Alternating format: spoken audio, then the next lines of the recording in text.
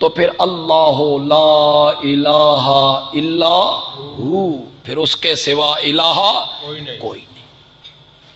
میں یہاں ایک بات کہا کرتا ہوں، چلو آج بھی کر دوں آپ سے جنہوں نے نہیں سنی، ورنہ میں اکثر تقریر میں بیان کرتا ہوں کہ ہمارے ہاں مختلف مسجدوں میں درس قرآن ہوتے ہیں، علماء دیتے ہیں۔ آپ کے چکوں میں، دیہاتوں میں جہاں سے آپ کا تعلق ہے، آپ کو بھی وہاں تجربہ ہوگا، تو صبح کے بعد درس ہوتا ہے یا عشاء کے بعد درس ہوتا ہے، اور ادھر مولانا نے قرآن کھولا اور ادھر علماء نے عوام نے جوتیاں اٹھائیں اور چلے گئے۔ درس کون سن رہا ہے؟ 2 بندے، 4 بندے، 5 بندے، 10 بندے۔ نمازی کتنے تھے؟ 35، 40، 50۔ تو اٹھ کے چلے گئے۔ یہ ہے قرآن کو پیٹھ دینا، اس کو کہتے ہیں قرآن کو پیٹھ دینا۔ یہ پیٹھ نہیں، یہ جسم کا حصہ ہے، یہ جسم کا حصہ ہے نا، کوئی پلیت شے تو نہیں ہے نا۔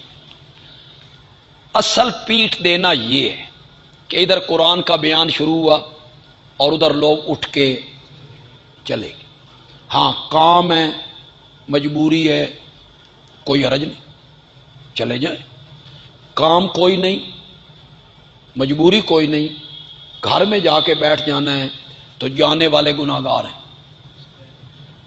یہ جانے والے کیا ہیں؟ گناہگار۔ یہ قرآن کو چھوڑ کے جا رہے ہیں۔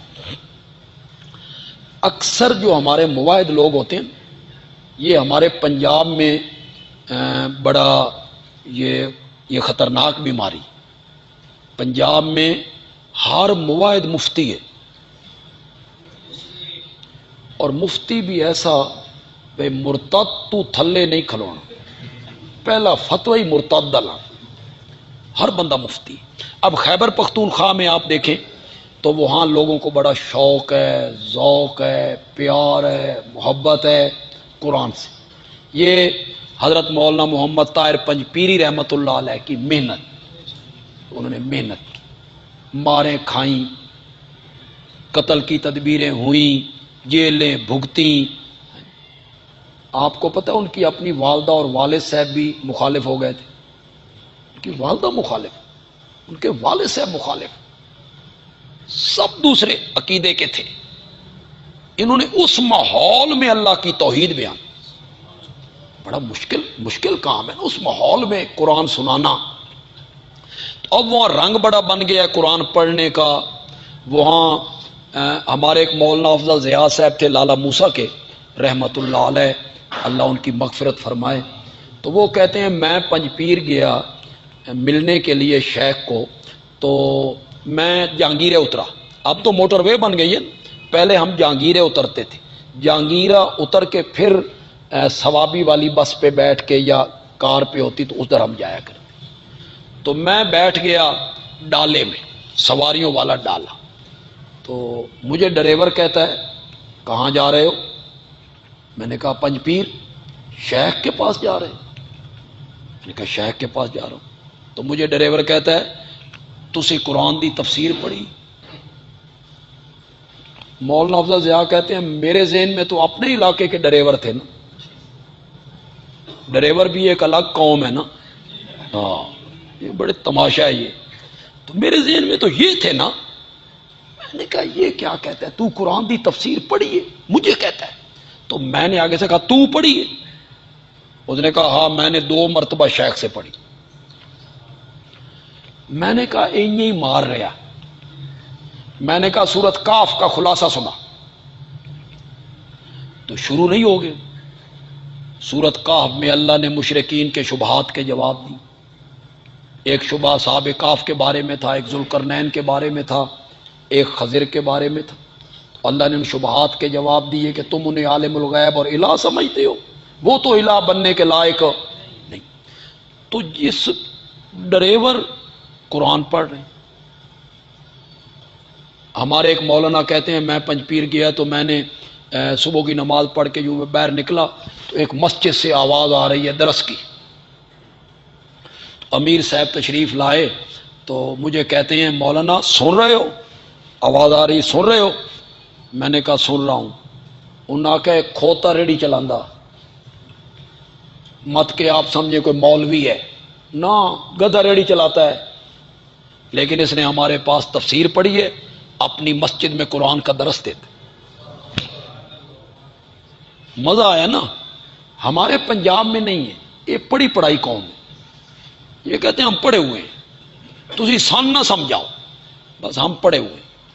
ایک شیخ صاحب اللہ کے پاس چلے گئے، اللہ ان کی مغفرت فرمائے، میرے بچپن کے دوست تھے، تو میں نے کہا شیخ صاحب مسجد بن رہی ہے اور آپ کچھ اس میں تعاون کریں، تو مسجد بنانے والوں کے لیے اللہ جنت میں گھر بناتا، من بنا للہ مسجدن بن اللہ لہ بیتن فی الجنہ، تو مجھے کہتا ہے پیسے دیواں گے، اے جنت والی گل نہ کرو، وہ ساڈا گھر پہلے بنے ہوئے۔ میں نے کہا ذرا اچھا بن جائے گا، اس نے کہا اچھا بنے ہوا، ہم مواعد ہیں، شرک نہیں کرتے، ہمارا جنت میں گھر بنا۔ کیسی کیسی تدبیریں ہیں جو انہیں پڑھائی جاتی ہیں۔ مجھے ایک ٹھیکیدار صاحب کہنے لگے کہ ایک مسجد کا سامان لینا تھا، تو ٹیلیں نہیں ہوتی دیواروں پہ لگانے والی، تو ہم ایک شیخ صاحب کے پاس چلے گئے، تو سودا ہو گیا، تو وہ مسجد کے جو انتظامیہ کے لوگ تھے وہ کہنے لگے شیخ صاحب یہ مسجد کے لیے کوئی رعایت کرو، تو شیخ صاحب کہتے ہیں تساں من اللہ کو جتیاں پوانا چاہتے ہو، اللہ من جتیاں مارے؟ شیخ صاحب جوتیاں مارنے کی اس میں کیا بات ہے؟ اس نے کہا میں اللہ کے پاس جاؤں اور اللہ کہیں تو ایڈا وڈا آ گیا، میں رعایتاں کر رہے ہیں، تو مجھے رعایتیں کرتا ہے۔ کیسی کیسی پٹیاں لوگوں کو یاد ہے جناب۔ تو وہ ہمارے جو مقتدی ہوتے ہیں یہاں پنجاب میں، وہ کہتے ہیں درس میں کیا ہونا ہے جی، اور یہی کہنا ہے نہ عالم الغیب اللہ ہے، یہی بیان کرنا ہے نہ چھپی چیزوں کو جاننے والا اللہ ہے، یہی چیز بیان کرنی ہے لہو ما فی السماوات و ما فی الارض، عبادت اللہ کی کرو، اے سن پتہ۔ وہ یہ کہتے ہیں۔ میرا استدلال یہ ہے کہ جب حضرت سلیمان کے دربار میں ہدہد یہ تقریر کر رہا تھا توحید کے موضوع پر، تو حضرت سلیمان کا وقت تو بڑا قیمتی تھا، قیمتی وقت ہے، تو حضرت سلیمان اسے نہیں کہتے ٹھہرائے بڑا وڈا آیا مبلغ، میں دسن لگا بھائی زمین و آسمان کی چھپی چیزیں کون باہر نکالتا ہے، میں نہیں پتا، چھپی اور ظاہر چیزوں کو کون جانتا ہے، مجھے بتاتا ہے، مجھے نہیں پتا کہ یہ عالم الغیب کون ہے، بس کر میرا وقت ضائع نہ کر۔ نہیں کہا، نہیں کہا۔ معلوم ہوتا ہے توحید کا موضوع اتنا خوبصورت موضوع ہے، ہدہد پرندہ بھی بیان کرنے لگ جائے نا تو سلیمان پیغمبر بھی سننے لگ جائے، چپ کر کے حضرت سلیمان سنتے رہے، ہدہد توحید بیان کرتا رہا اور سلیمان اس کی تقریر کو سنتے۔ تو ہدہد کو بھی پتا تھا کہ یہ دو صفتیں کس کی ہیں؟ اللہ کی۔ میں نے بہت ساری آیتیں آپ کو دکھا دی، ہم تھوڑا سا آگے بڑھتے ہیں۔